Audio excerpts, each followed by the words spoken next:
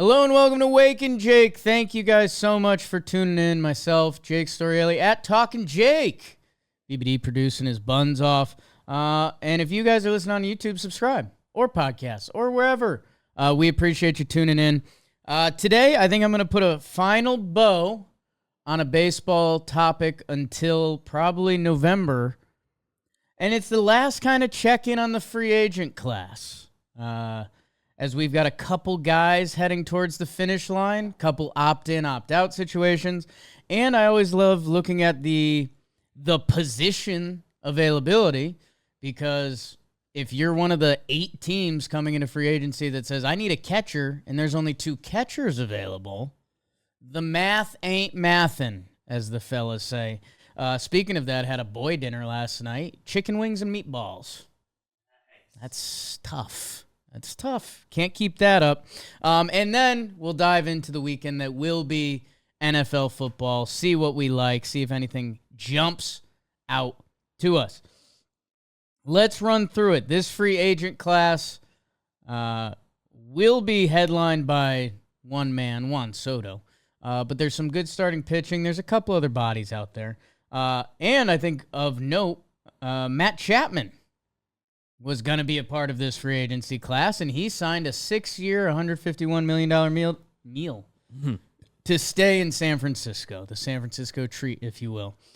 Happy for Matt Chapman. You guys, I think I did it on here with Matt Chapman. I think there's some Marcus Semien parallels, and now I've done it on every platform, but I remember going back and looking at his player page, and it's a little inverted, like Marcus Semien pretty much got better every year. Matt Chapman got like slightly worse, but you've got defense first hard workers that have an offensive tool, and good for San Francisco. I mean, people were wondering, will Matt Chapman hit in that park? Will Matt Chapman hit? He's going to end up having like close to a 7-WAR season. He gets his money that there was a chance he was never going to get. Giants get another cornerstone piece to build around. So with that, there's a couple funny opt-in, opt-out guys along the way, but let's go around the horn. That's the best way to do it in baseball. Let's start with the catcher position. Who needs a catcher? Not my Yankees anymore. Hello. It's always thin. It's rare you look at the catcher position and you're like, ooh, massive crop this year. For sure. Big group of for sure starters. If you've got a young guy, you kind of try to lock them up. And if you got an older guy, it's really tough to be good at catcher as Father Time kicks in. A position that just most naturally lends itself to some splitting time and platooning. And I think what you're going to find is not a lot.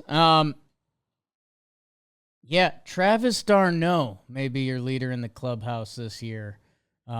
As he's been the backup to Sean Murphy, but Sean Murphy did miss a chunk of time this year. Travis d'Arnaud, positive OPS plus. The WAR is positive. He will get a job if he wants to play baseball next year. He's 35. Turned a nice little career out of it. Brother Chase, a lot of energy, ended up at the old Bronx office for a day. People forget that. $53 million in his basement.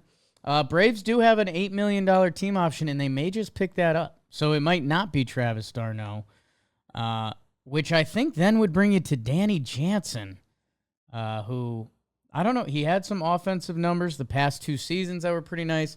Well-respected defensive catcher. He got traded to Boston. Hasn't seen a ton of success there. And, yeah, I mean, I think I'm going to slow down before I pick up, because the other names that, quote-unquote, jump off the sheet, Gary Sanchez, catcher DH type option for your team. Elias Diaz, who the Rockies released after, don't get me started on that. And then you're looking at James McCann, Carson Kelly doing some things. Here's what I'll tell you. If you need an impact catcher, this year, like a lot of years, not really the year. Sorry about it. might be a guy you got to trade for. Have Austin Wells. Okay, he's too excited. First base, on the other hand, gets a little more interesting.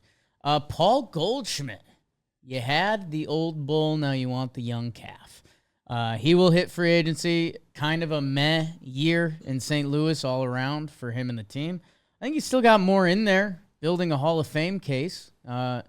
And a low expectation Paul Goldschmidt, whether that's on, say, a Houston Astros or, say, maybe a return to Arizona for a year because Christian Walker is a big free agent. Might be the well, I was going to say the first baseman gets the most money. I still think that's going to be Pistol Pete. But already look what we're talking about. Christian Walker has sneaky been one of the best two-way first basemen for a while. He's been killing it this year. He missed a little bit of time due to injury. I already hear Mets fans excited about him as the replacement. I've heard New York fans, even the Yankees getting involved because Anthony Rizzo has a club option for next year that, unless Anthony has some serious heroics this October, which I won't rule out. Who am I? I don't think they're going to pick up his $17 million team option, which is closer to $11 million because he has a $6 million buyout. That's good agenting. I want that buyout. Even if the Yankees were to reject that, they could just think like, well, we might be able to bring him back on $6 million or whatever that number would be versus 11. Gets tricky. You let a guy to go to free. Like if the Yankees wanted him at that fake 11 million number, at technically 11 million, I think it's over. I think it's fun, but hey, October, do something, and we'll talk about that. I mentioned Pete Alonso a little too flippantly. Pete Alonso will be one of the bigger contracts given out this offseason. He is at 31 homers. He's at a 123 OPS plus, 789, which those might feel a little low. But offense was down this year, and it's not really far off from Pete. Pete is a career 134 OPS plus. So a fun couple weeks for Pete. If he has a heater, he's going to be just in line with his career numbers. If he has a little bit of a slow poke finish, all the numbers won't be there, but I still don't think it's enough to hurt his free agency. We've talked about a little bit on here before, like Pete Alonso and his power as a free agent. He's had a better second half than a first half. He had a really strong August. He's limping in September a little bit. But a team's going to go pay for Pete. Some of the most natural power. I'm actually not going to say natural power. Well, no, because then if I say unnatural power, that sounds like steroids. Pete's just beefy. He swings big. It's America. It's the home run derby. He swings for homers. He loves the 4th of July. I bet. It's Pete Alonso. So with all of that being in there, and there's even accent pieces. Ryan O'Hearn's been really good for the Orioles. Mm-hmm. Josh Bell is... Whatever team loses out on these guys and has $6 million to spend, welcome Josh Bell. Rowdy Tellez. Let me check where Rowdy's numbers are. But I did see him hit a big homer the other day. I feel like he's found moments on some homers this year. But yeah, it's not pretty. The team that loses Josh Bell. Yes. Your $6 million you gave to Josh Bell, here's $2.5 for Rowdy. Sorry to put numbers on these guys like this. Carlos Santana.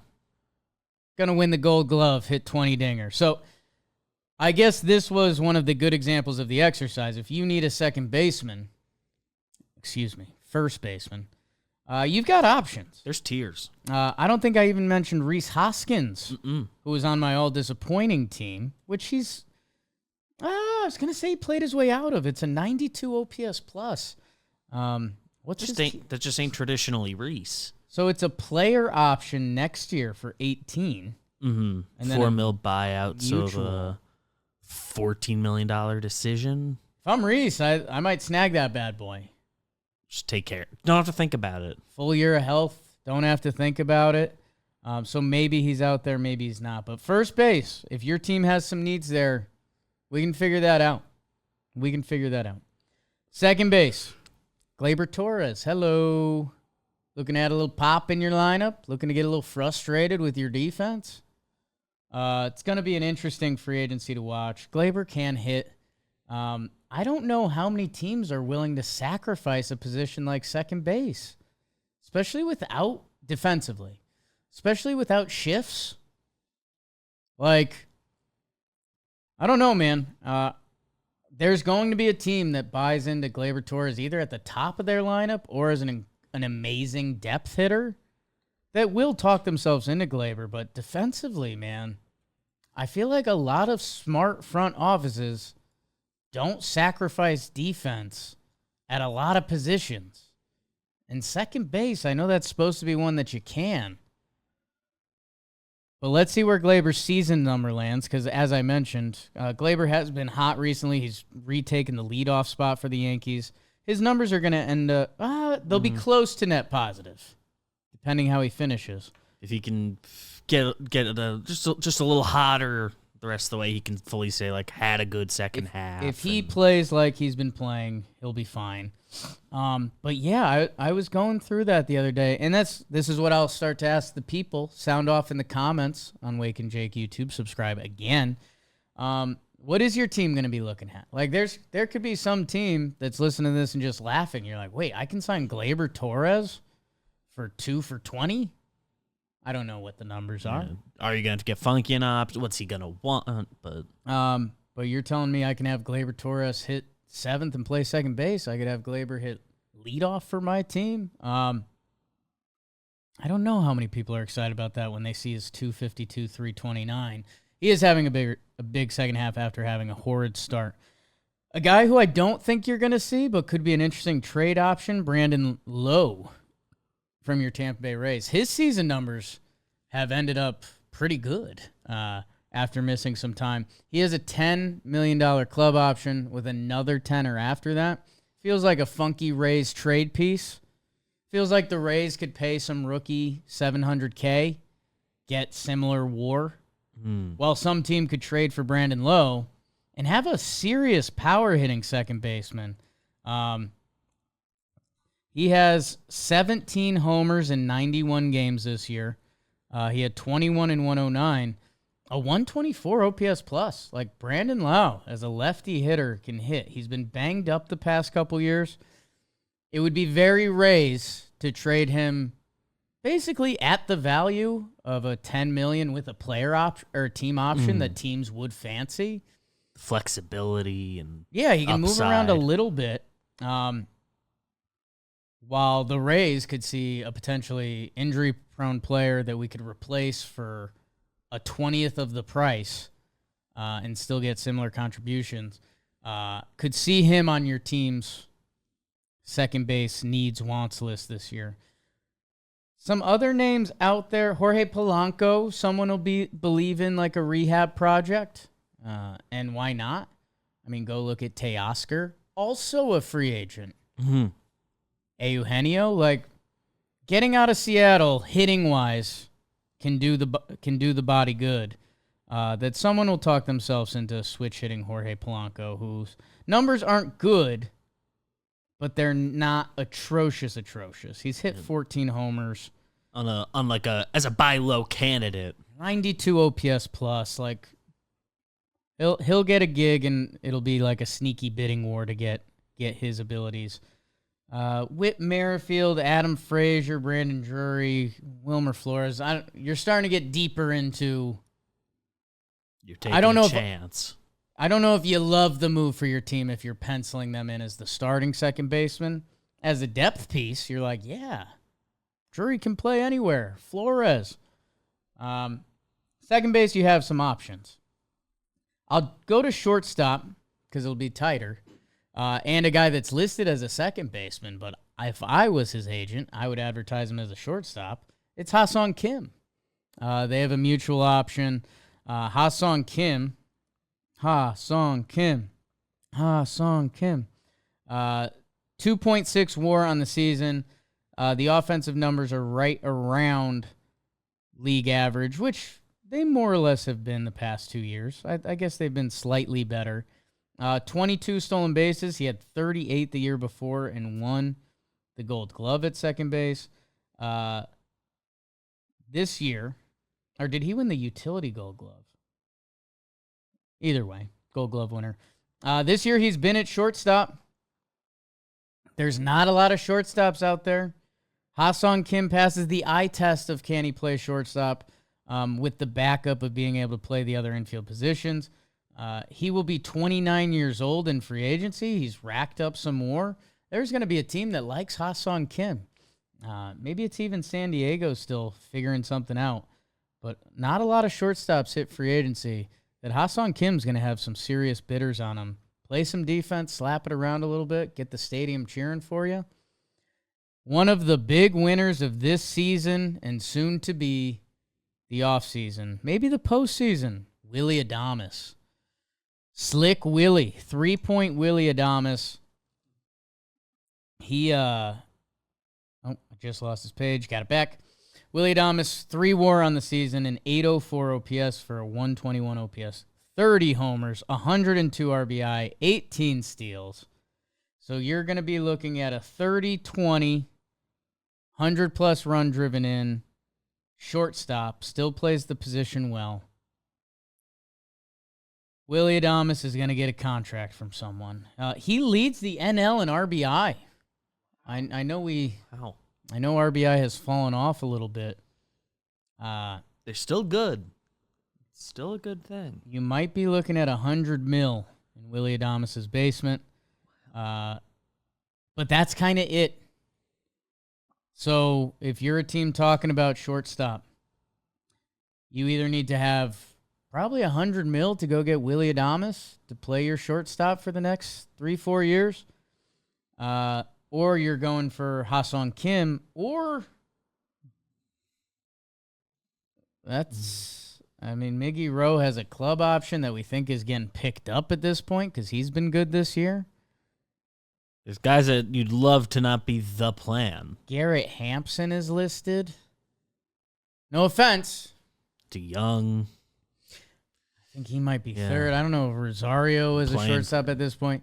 There's 2 shortstops. And if you're a team that doesn't give out $100 million contracts, there's 1 shortstop. And that kind of feels like one of those guys that San Diego reaches into the couch cushions and figures out because they love Ha-Sung Kim. But they are a team of shortstops. I did shortstop because third base might be even thinner. With Matt Chapman signing, it looks like it's Bregman. 40-year-old Justin Turner. Eugenio Suarez club option is going to get picked up after he had a brutal start to the season. He's now at a 116 OPS plus, 26 homers, 90 RBI. If he keeps trending up, he's going to be 30 and 100. Mariners! I tried to tell you. I know he strikes out. Eugenio Suarez can hit. Plays a decent hot corner. They like calling him Gino on the broadcast. Good for Eugenio Suarez.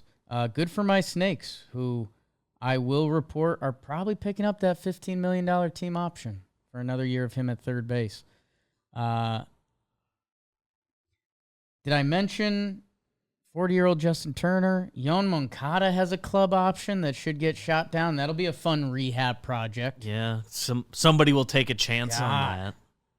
That's either going to be what? A's, Red Sox. Yeah. Someone will believe. And I still have a little Yon Moncada stock. I don't know why. Otherwise, it's Urshela, J.D. Davis. After him, it quickly becomes guys that, again, like, you don't want that to be the plan. Maybe the best thing for Alex Bregman was Matt Chapman signing that contract. Because it's almost like I don't want to say set a floor. Yeah.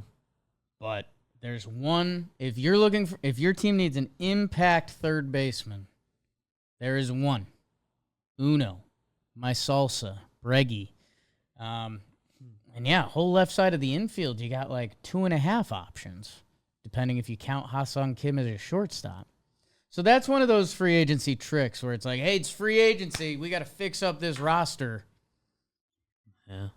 The second you see 2 teams that need third baseman, you've gone too far. Sure, there's a trade market. There's always prospects and everything, but if you're a shortstop team and then maybe one of the third base teams is thinking about Ha-Sung Kim over there, Are you liking Brandon Drury at third? That's the infield. So the all free agent team, which is one of my favorite Twitter posts every year. Ooh. I mean, it might be Gary at catcher. The catcher situation really not too hot to trot. Darno. Gary, Higgy, Danny Jansen, Darno. Higgy. Are your candidates. You could put Alonso at first. People would like that. Well, Christian Walker. Put Alonso at DH. Maybe. Glibber. Jorge Polanco. Let's see where their numbers finish. Breggy and Willie Adames will look nice on the graphic. But again, those are one team. One team each. The outfield, we have pieces. And even pieces that you could be excited about for some of the second-tier teams. Let's start out at the top. Juan Soto. Oh, breaking news. He re-signs with the Yankees. I hope. Otherwise, I'll be very sad. But Juan Soto will get the biggest free agent contract this offseason. Will Ohtani have set any precedent of the deferred money being interesting to make your grand total look bigger? We get excited for Bobby Bonilla Day. We're going to have a lot of time to talk about that, unfortunately. The second name they list, which is funny because I thought this was in alphabetical order, but it's not. I have no idea what order they put this in. Shout out to MLB.com. Maybe it's like career war? Is it? Did they just put their opinion out there? See if you can crack the code, BBD. The outfield. Cody Bellinger's listed next. We are thinking he's going to opt in. He's on for $27.5 million next year. He's got a little over 1 WAR. The OPS plus ain't up there too much. Wouldn't be surprised if he's an opt-in. Are you cracking the code over there? My immediate guess is that would be based on like estimated like guess for what the next contract will be worth, but like Goldie in front of Alonso? I don't know. I'm gonna get over look back at future spots. I'm gonna get over it. Or at spots. Let's see. Conforto, sure. Your team signs him, you'll talk yourself into something. Tyler O'Neill, same. Jock Peterson, mutual option. I don't know. Maybe he likes the desert. Who knows where Jock's at? If he's a free agent and you're a team that needs hitting, sign him. No questions asked. There's a lot more righties than lefties on the bump. He hits those guys. And I'm going to report this now. Jock is hitting free agency. It's a $14 million mutual option. Unless he likes the desert, which Jock is his own cat. Yeah. Dude, 404 on base from Jock. A 941 OPS. He has been one of the best hitters in baseball. Your team could have had them. They signed Mitch Garver. I'm sorry, Seattle fans. I didn't want to say that. I like Mitch Garver. But Jock Peterson has hit at every stop. Good news, bad news. $3 million buyout on that. So on Jock's end, he just has to beat $11 million. Yeah, I mean, Jock, yeah. I'm going to... He's it. Mutual options exist to be declined. Unless there's some Arizona magic this October, which don't rule it out. Either side. Both sides have a little funk. This feels like one of the times that's like, this could be the perfect storm. Or even like come to the table and agree on like a 2-year deal for 28. Like I could see that. If Jock becomes available, your team needs to sign him if they need hitting, because that's all he does. Lourdes Gurriel Jr. has an opt-out. Maybe the Snakes will just pair those together. Mm-hmm. I don't think he will. Teoscar Hernandez has done it right. He left Seattle. He's been one of the best hitters in the NL this year, driving in runs consistently for the Dodgers. Teoscar will probably be on the graphic. I think we can lock in him and Soto for sure. Then we're starting to hit the grab bag. You got the olds, McCutchen and Kiermaier serving a role. Defense, Harrison Bader, Michael A. Taylor, Max Kepler. Will someone finally tap in to him? His numbers were a little down than you'd think. And the guy who's probably Randall Grichuk, mutual option, Diamondbacks.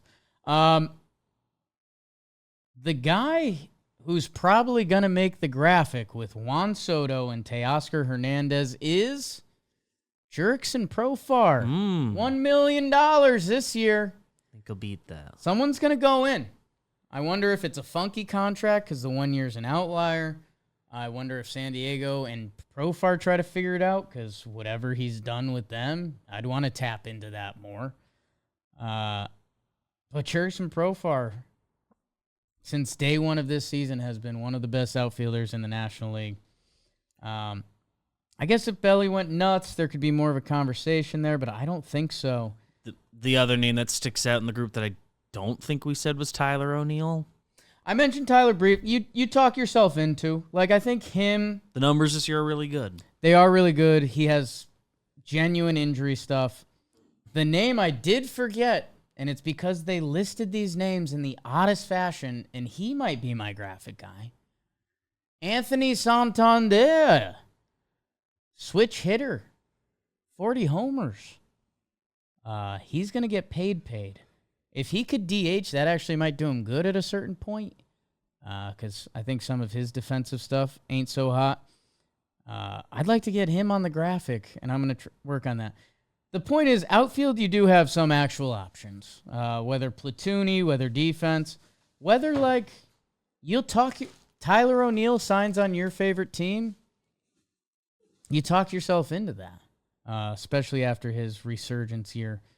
They list the DHs, JD Martinez, Trevor Plouffe. That's kind of Trevor's. Jock Peterson. Like, just sign JD. He'll give you a 115 OPS plus. Keep it moving. Marcelo Zuna, club option. I'm going to tell you that gets picked up. Eloy, club option. Probably not. Fun rehab project for a team. Maybe I'll do an all rehab team. And maybe it's just all White Sox. The all take a chance team. Oh, let's see if I could do that quick. Eloy, yup. Tyler O'Neill might not count. Let me get away from that. Infield, just talked about it being Yoan Moncada, my guy. Polanco. Could you count Jorge Polanco? Probably could. Whichever of Polanco or Glaber you didn't put on the other list. Josh Bell, Gary Sanchez always. He might be the 1-1 on both lists. Starting pitcher, I'm not going to really do relievers. There's bodies. Kenley Jansen, for those who don't know. He will be a free agent. Ryan Presley has a mutual. Kimbrel club option. Blake Trinan will be a free agent. Paul Sewald will be a free agent. Carlos Estevez. Sir Anthony Dominguez club option.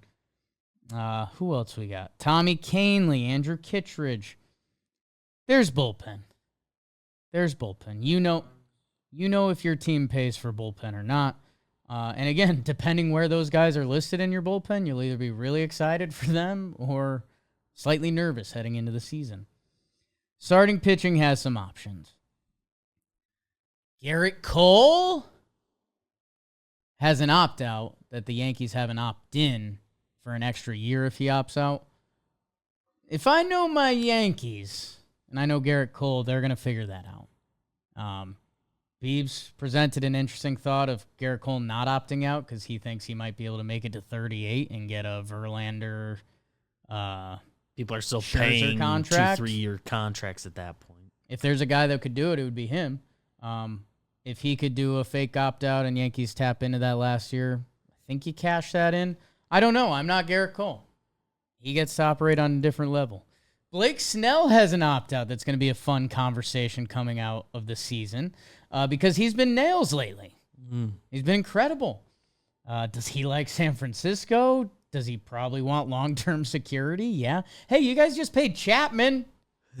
I'm cool. I'm cooling.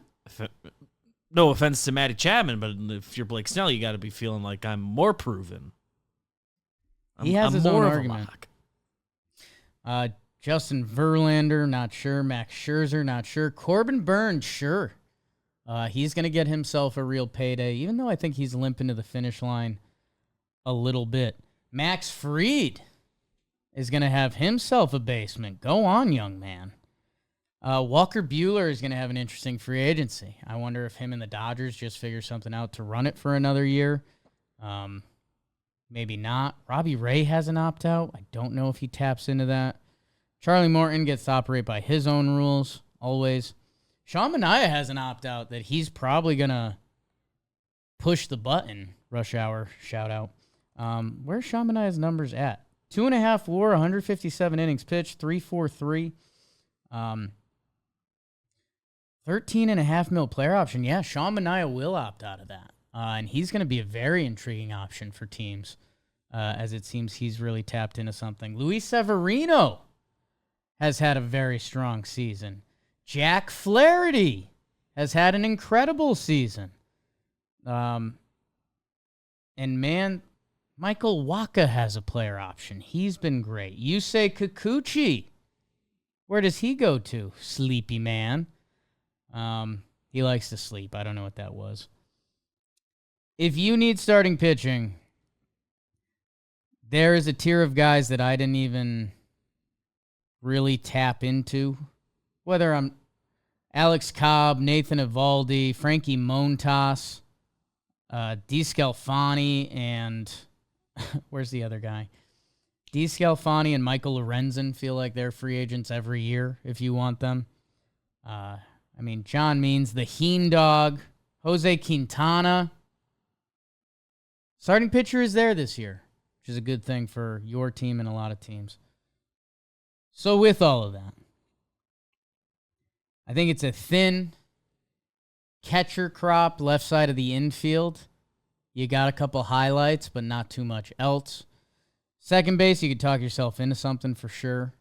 Starting pitching and outfield, you're going to be able to make some moves.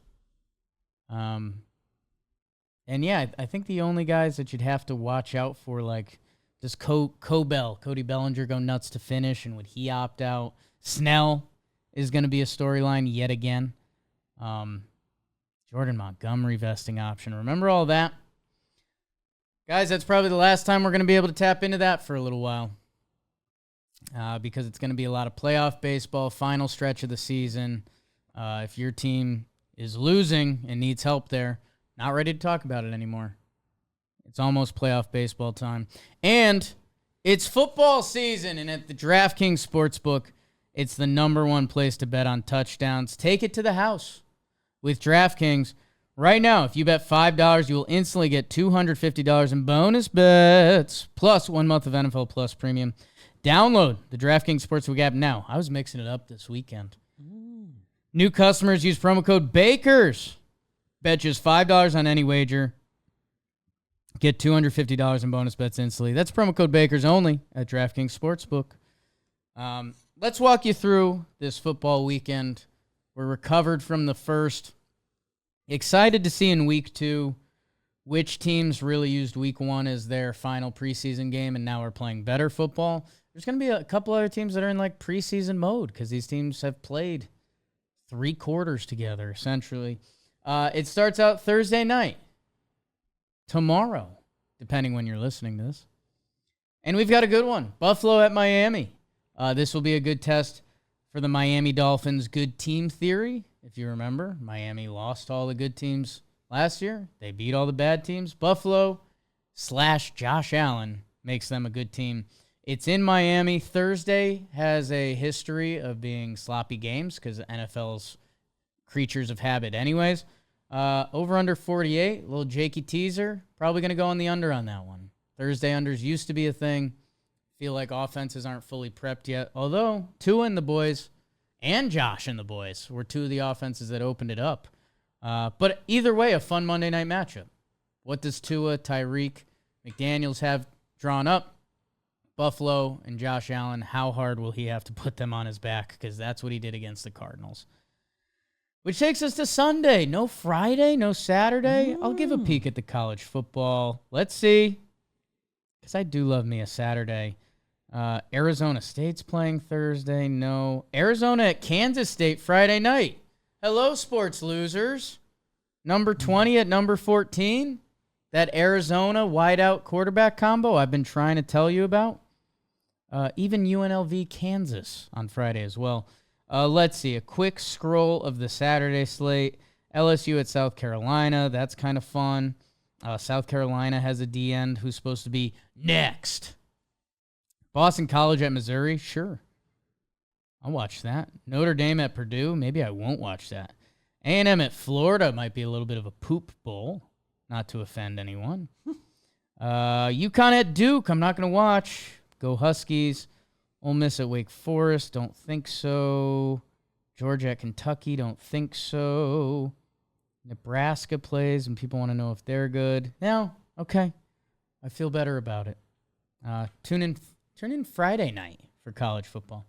On Sunday, though, 1 p.m., we get some teams that are going to find out if they're 2-0 or if their season is going the other direction. Two of those teams, the New Orleans Saints, they went marching against the Carolina Panthers, which nobody knows how bad they truly are. They're facing the Dallas Cowboys, who they beat up on Cleveland last week. It's in Dallas. Dallas is solid favorites, and I think they should be. The Cowboys are always going to throw you one. No idea how to judge the Saints after playing the Panthers. Cowboys had a really strong win. They're at home. When their defense is healthy and attacking, they are vicious. Feels like Derek Carr, 2 interceptions. Might bet that. How about them boys? Baker heads up to Detroit. This is the All Respect Bowl. My coach, Dan Campbell. My quarterback, Baker Mayfield. How about I'll mark this one down as the shootout? Remember when the Lions team, that's like all they used to play? Baker getting the ball to Mike Evans, Godwin, and that rookie wide receiver out of Washington. Maybe Rashad White gets in the mix too. Baker comfortable in his second year. And the Detroit Lions, who we saw how they finished their game. Over-under's 51.5, so they expect some scoring up there. Would assume Detroit pulls away late, but let's see if Baker can get in on the fun. An ugly one to watch and not watch this weekend. The Colts and the Packers. No Jordan Love. It's in Green Bay. The line is Indy -3 in Green Bay, so that tells you everything they think about what Green Bay is going to be rolling out there at quarterback and Malik Willis. Did they add anyone? They got to add someone. I feel like that game's going to be a tough watch. Let's see if AR5 can tap into more just freakish plays because he had one the other day. Last weekend. Jets are going to Nashville, Tennessee. Titans -3.5. We've got the Jets trying to build off of Sunday night. 3 minutes. We got the Jets trying to build off the Niners loss. Short week. Mark that down. And the Jets had one good drive and everything else wasn't great. And the Titans kind of coming off a brutal loss. Coming home for their first home game of the year. Jets -3.5. Kind of like, I was going to say kind of like the Titans spread-wise. We don't know what to do with Will Levis yet, and that Jets defense, I think, is real. I think there was an appreciation that they were playing the Niners. I thought I felt better about the Titans. A game that I hope is fun, Niners at Minnesota, Sam Darnold, revenge game. Darnold at home with Minnesota. That place gets loud. It's Niners -6 on the road. A lot of road favorites this week. If you know anything about the NFL, there's going to be some action to get there. Let's see what Darnold and the Vikings are against an actual football team. Sorry, Giants. And let's see what San Francisco can draw up. It seems like their running back doesn't seem to be a problem. Because you know what's funny? The Niners' daddy, he used to coach running backs too. The Shanahan family. What is that about? Seattle at New England. I'll be frank. Seattle, another road favorite. Not interested in that game. Again, if I was giving out betting advice, I think I'd give you New England to win. Seattle coming west to east. New England with a chance to go 2-0 for no reason, really, except the Bengals don't care about week 1. I like that. Commanders, G-Men, absolutely not.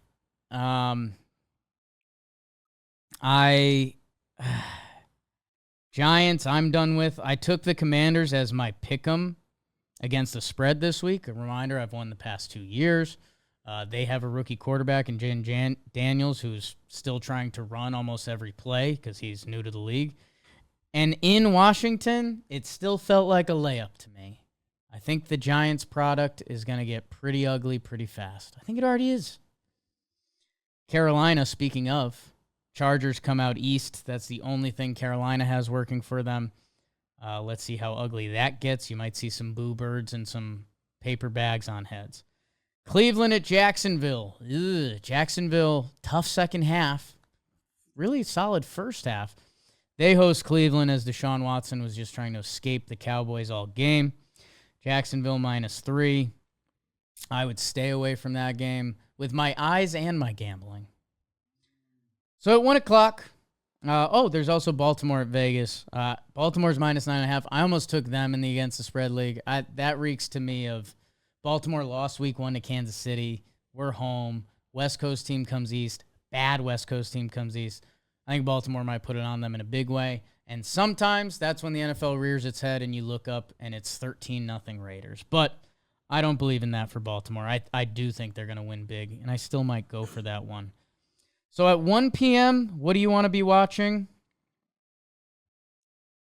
I'll be honest. Nothing jumps off the page. I'm hoping Lions-Tampa is fun. Let's see who the Jets are. I guess that would be one of the storylines of the season. You know, if they go 0-2, Jets Nation gets pretty rowdy pretty quick. I don't know. I kind of like Jaden Daniels, and I just think the Giants are going to throw up on themselves. But 1 o'clock, I guess if someone's bullying you into a Sunday plan, if there's ever a Sunday to let it go for a little bit. 4 p.m., Steelers-Broncos. Tell you who's not excited and who has 2 thumbs. This guy. Did you see what Pittsburgh's defense did to the Falcons last week? Kirk Cousins is a veteran quarterback. Bo Nix is not. I'm not excited for that one. Another road favorite, NFL road favorite Sunday. And then Kansas City -5 versus the Bengals. Let's see if the Bengals bounce back. That's going to be a huge test of quote-unquote this league. Kansas City with extra rest, 5 points favorites. The Bengals looked awful and lost to the Patriots. The Joe Burrow effect still has this -5. Hey, maybe Higgins will be back. Maybe everything's going to come together. Holy smokes, that stinks to high heaven. The Bengals played awful, and they start the season awful every year. The Chiefs do not. -5 KC. Give me them more than that, and I'll probably look foolish. The night game, C.J. Stroud and the Texans. Stroud and the boys came out, played really well. They host the Chicago Bears and Caleb Williams. Let's see the young growth of Caleb. These two might be rivals for the next decade, which would be pretty sick. Or if the Bears lose and Caleb throws for under 100 again, that narrative will start to change quick. Monday night, Atlanta at Philly. It's for the birds. Enjoy your weekend, guys. Thank you for tuning in. Man, playoff baseball is going to be coming here soon, and Uncle Dan's going to tell you about it. Talkin Jake is a production of Dan Patrick Productions, John Boy Media, and Workhouse Media.